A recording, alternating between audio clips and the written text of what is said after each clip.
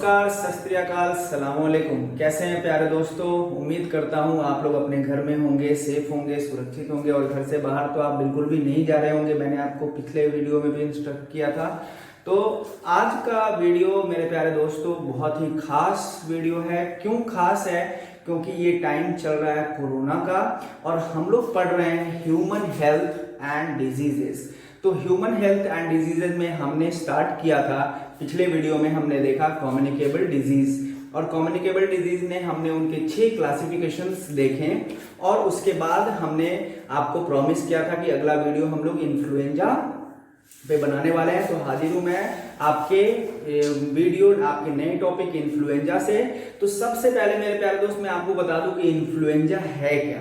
ठीक है, तो इन्फ्लुएंजा या कोरोना, ठीक है, ये दोनों एकदम एक ही जैसे वायरस हैं, बस कोई थोड़ा कम पावरफुल है, कोई थोड़ा ज्यादा पावरफुल है। मैं आपको बताता चलूं कि 200 से भी ज्यादा वायरस अवेलेबल है हमारे बीच, जिसकी वजह से हम लोग को सर्दी, जुकाम, खांसी ये सारी चीजें होती हैं। कोई ज्यादा ताकतवर होता है, जैसे यूजुअली इंसानों में जैसा होता है, तो कोई ज्यादा पावरफुल होता है तो कोई कम पावरफुल होता है। और मैं आपको बताता चलूं कि ये इन्फ्लुएंजा वायरस कहीं से भी कोरोना वायरस से कम खतरनाक नहीं होता है। क्यों? आइए सबसे पहले मैं आपको बता दूं। यहाँ पे जरा देखेंगे तो मैंने लिखा है फ्रीक्वेंसी इसकी, यानी हर साल कितने केस पाए जाते हैं। तो 3 to 5 million, oh my god, 3 to 5 million per year case, my dear, मैं सही बोल रहा हूँ। ठीक है, तो 3 to 5 मिलियन केसेस आप पर ईयर आपको इसमें मिलते हैं। और इससे हर साल कितनी मौत होती है? तो 6 से 7 लाख लोग हर साल इससे मरते हैं। सीरियसली,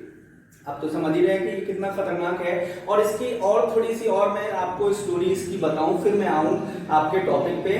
तो इसको, ये कोई नया वायरस नहीं है, ये कोरोना हो या इन्फ्लुएंजा वायरस, ये कोई नया वायरस नहीं है। इसको सबसे पहले 6000 बीसी बिफोर क्राइस्ट, ठीक है, तो 6000 बीसी में इसको चाइना में सबसे पहले इसके होने के सबूत पाए गए कि यहाँ पे 6000 बीसी में इस तरह की महामारी आई, इन्फ्लुएंजा कुछ फैला, सर्दी बुखार से काफी लोग मरे। दूसरी घटना ज्यादा पुरानी नहीं है, मैं आपको बता दूं कि 1900, ये बात है सन 1918 से 1920 की बात है, तो ज्यादा पुरानी नहीं है। अपने ग्रैंडफादर से हम लोग अगर पूछते हैं तो वो जरूर आपको इस बारे में बताएंगे कि हाँ इस तरह का क्या हुआ था। तो उस टाइम था एक स्पेनिश वायरस, क्योंकि सबसे पहले स्पेन ने इसको एडमिट किया कि हाँ भाई एक वायरस है जिसकी वजह से लोग मर रहे हैं। तो स्पेन के नाम पे हमने इसका नाम जो है स्पेनिश वायरस ही रख दिया हमने। ठीक है, तो स्पेनिश वायरस से 1918 से 1920 तक, यानी 1918 से 1920 तक काफी लोग इससे, ऐसा कहा जाता है, ऐसा रिकॉर्ड्स में है कि पूरे वर्ल्ड की लगभग 6% पॉपुलेशन की डेथ हो गई थी स्पेनिश वायरस से। तो ये अभी तक की कोरोना से पहले की अगर महामारियों में देखा जाए तो सबसे ज्यादा लोग अगर किसी महामारी से मरे हैं तो वो इन्फ्लुएंजा है। तो इसीलिए हम लोगों को इसको पढ़ना बहुत ही जरूरी है। तो आइए प्यारे दोस्तों, हम लोग समझते हैं कि इन्फ्लुएंजा है क्या। तो हमने इन्फ्लुएंजा को हम लोग फ्लू भी कहते हैं। ठीक है, तो it is commonly called flu, इसको हम लोग फ्लू भी कहते हैं। अब देखिए, आपने स्वाइन फ्लू तो सुना ही होगा, कब आई थी?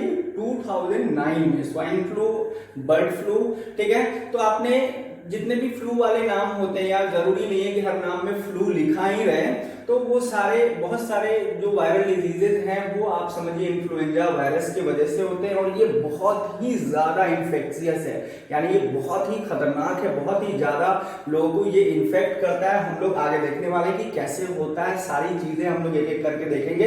ये हाईली इन्फेक्शियस है।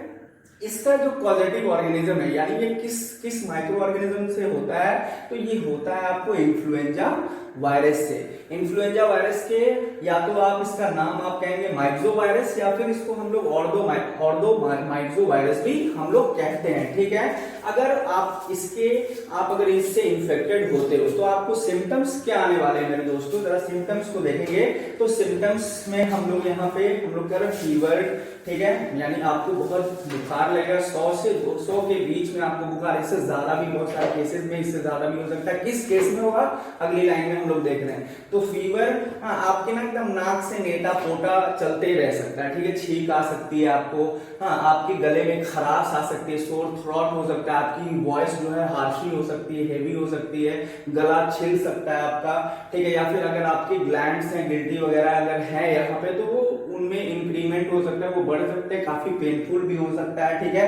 मसल पेन आपको यानी पूरे बदन हाथ में आपको काफी दर्द रहने वाला है, हेडेक यानी सर दर्द आपको रहने वाला है, ठीक है। कफिंग होएगी आपको, फैटिंग मतलब होता है थकान, यानी थकान महसूस करेंगे। कभी कभी तो ऐसा भी होता है कि इसमें पेट खराब और वोमिटिंग भी होते हैं, लेकिन पेट खराब और वोमिटिंग जो है वो ज्यादातर छोटे बच्चों के केस में होता है, याद रखेंगे। या फिर जो थोड़े से अभी ग्रोन अप नहीं हुए, मैच्योर नहीं हुए, तो वैसे लोगों में ज्यादा चांसेस रहते हैं डायरिया और वोमिटिंग भी, यानी पेट खराब और उल्टी भी होती है साथ में, ठीक है। अच्छा, दूसरी चीज है कि यहाँ पे हमने नोट करके लिखा है कि हेल्थी पर्सन में ये क्या रहता है, सेल्फ लिमिटिंग रहता है, यानी आप अपने आप रिकवर कर सकते हो, सेल्फ लिमिटिंग है ये, ठीक है। और ये कभी कभी आप देखोगे कि ये जानलेवा भी साबित होता है। हमने यहाँ पे बताया कि 6 से 7 लाख लोग इससे हर साल मरते हैं, तो ये जानलेवा भी होता है। लेकिन ये क्या होता है कि कुछ ऐसे ग्रुप्स होते हैं जिनको हम लोग कहेंगे हाई रिस्क ग्रुप। अब हाई रिस्क ग्रुप में हमने किसको किसको रखा है, तो वैसे लोग जिनके किडनी फेलियर है, जिनके लीवर फेलियर या कैंसर है, या फिर डायबिटीज जैसी बीमारी उनको है, तो उनको हमने हाई रिस्क ग्रुप में रखा है। तो वैसे हाई रिस्क ग्रुप के लिए ये काफी डेडली है, काफी जानलेवा हो सकता है इन्फ्लुएंजा वायरस। तो आप एकदम इसको आप कोरोना से कम मत समझ लेना मेरे प्यारे दोस्तों। मतलब मैं तो बोल रहा हूँ कि यही कोरोना है, जो इन्फ्लुएंजा है वही कोरोना है, बस नाम बदल रहे हैं वायरस के, ठीक है। सारे सिम्टम्स आप देख रहे हो, सारे सिम्टम्स एकदम सेम टू सेम ही है, ठीक है। अच्छा, अगला पॉइंट है कि कभी कभी क्या होता है कि ये निमोनिया वायरस से आपको निमोनिया भी हो जाता है, बैक्टीरिया से सेकेंडरी सोर्स, आपके निमोनिया के बैक्टीरियाज भी सेकेंडरी सोर्स में रहते हैं, ठीक है। और इससे एक्यूट रेस्पिरेटरी डिस्ट्रेस भी, यानी आपकी श्वसन तंत्र में, श्वसन प्रणाली में आपके सांस लेने में आपको प्रॉब्लम हो सकती है, आप ब्रेथलेसनेस महसूस कर सकते हो, या फिर आपकी सांस जो होती है वो छोटी हो सकती है, यानी शॉर्ट ब्रेथ आपकी हो सकती है, या फिर बिल्कुल आपको सांस ही नहीं है, ऐसा भी हो सकता है, ठीक है।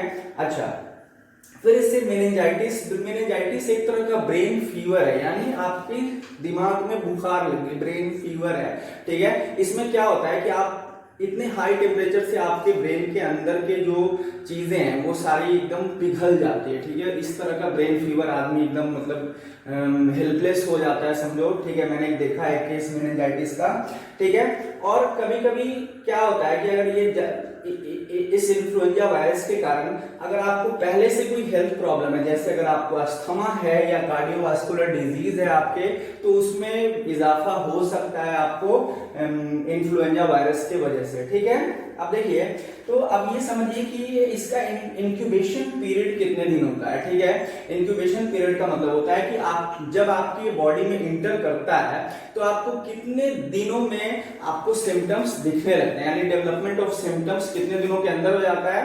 तो ये जब आपकी बॉडी में इंटर करता है 1 से 4 दिन के अंदर आपकी बॉडी में सारे सिम्टम्स आने लगते हैं, ठीक है। अच्छा, और इसका ये कितने दिन तक आपके बॉडी में रहता है, तो 2 से 8 दिन तक ये रहता है। लेकिन कब, जब आप सही से केयर करोगे, सही से आप उसको समझोगे, उसका सही ट्रीटमेंट करोगे, क्या क्या ट्रीटमेंट करना है हम लोग आगे बता रहे हैं। तो अगर सही से आप इसका देख रेख अगर करते हैं तो 2 से 8 दिन के अंदर आप ठीक हो जाते हैं। नहीं तो थोड़ी आपको प्रॉब्लम हो सकती है, आपको निमोनिया हो सकता है, आपको दूसरी तरह की प्रॉब्लम्स बढ़ सकती हैं, ठीक है। तो इसलिए केयर करना बहुत जरूरी है। क्या क्या केयर करना है मैं बता रहा हूँ। तो इसका प्रिवेंशन कैसे करना है, तो आपको क्या करना है, आपको रेगुलरली हैंड वॉश करते रहना है। और चूंकि ये ड्रॉपलेट से फैलता है, ठीक है, ये आपके छींकने से, खांसने से फैलता है, छूने से नहीं फैलता भाई, ये ड्रॉपलेट से फैलता है। आप छींक रहे हो, खांस रहे हो, तो उससे जो ड्रॉपलेट्स हैं उससे वो वायरस आपके बॉडी में एंटर करता है, ठीक है। अच्छा, तो आपको अपने हाथ को धोते रहना है, ठीक है। आपको मास्क पहनना है, और क्या कर सकते हैं, तो आप फ्लू की वैक्सीन ले सकते हैं अगर अवेलेबल हो। तो अभी कोरोना की वैक्सीन अवेलेबल नहीं है, ठीक है। सॉरी, कोरोना की अभी इंडिया में बहुत ही अच्छी 2 वैक्सीन चल रही हैं, हम लोग कोरोना करने वाले हैं। अगला टॉपिक कोरोना है, ठीक है। तो अब आपको क्या करना है, हाथ धोना है, मास्क पहनना है, उसकी वैक्सीन आपको लेनी है इससे बचाव के लिए। अच्छा, इससे कैसी दवाई ले सकते हैं, तो आप एंटीवायरल ड्रग्स आप इसमें ले सकते हो, ठीक है। तो मेरे प्यारे दोस्त देखिए, अब एक चीज मैं आपको बता दूं कि कॉमन कोल्ड और इन्फ्लुएंजा में क्या फर्क है। तो मैं आपको बोल रहा हूँ कि ये दोनों एकदम सेम ही है, ठीक है। अगर आपकी सर्दी बुखार जुकाम जो है 2 से 3 दिन में खत्म हो जाती है तो कॉमन कोल्ड है, ये भी बढ़ सकती है। अगर आप सही से केयर नहीं करोगे तो आपको ज्यादा दिन तक कफिंग हो सकती है। कफिंग होती क्यों है, ठीक है, आपको कफ क्यों आते हैं, ठीक है। तो हमारी बॉडी में बहुत सारे ऐसे पार्ट्स हैं, जैसे नोज है, लीवर है, ठीक है, लंग्स हैं हमारे, तो उसमें हमारे म्यूकस रहते हैं, ठीक है। और वो म्यूकस जो कफ के जरिए हम लोग बाहर फेंकते हैं, वो दरअसल हम जो पॉजिटिव ऑर्गेनिज्म यानी माइक्रो ऑर्गेनिज्म बैक्टीरिया वायरस जो इंटर कर चुका है हमारे बॉडी में, तो उसको हम लोग बाहर फेंकते हैं, ठीक है। तो ये भी मतलब बुरी बात नहीं है, लेकिन लिमिटेड टाइम तक हो। अगर ज्यादा टाइम तक अगर आप म्यूकस निकालते रह जाएंगे तो उससे आपको प्रॉब्लम हो सकती है, आप खुद समझ रहे हो उस बात को, ठीक है। तो इन्फ्लुएंजा और कोरोना ये दोनों एकदम सिमिलर वायरस है। हम लोग इसकी सिमिलैरिटी को हम लोग नेक्स्ट क्लास में देखने वाले हैं। उम्मीद करता हूं आपको हमारी वीडियो पसंद आई होगी। अगर वीडियो पसंद आ गई हाँ तो आप इसको लाइक करें, सब्सक्राइब करें, हाँ, और बेल आइकन दबाना ना भूलें ताकि आपको हमारी सारी नोटिफिकेशन मिलती रहे। और आज की मुलाकात बस इतनी, कल चाहे कर लेना बात जितनी। जय हिंद, जय भारत।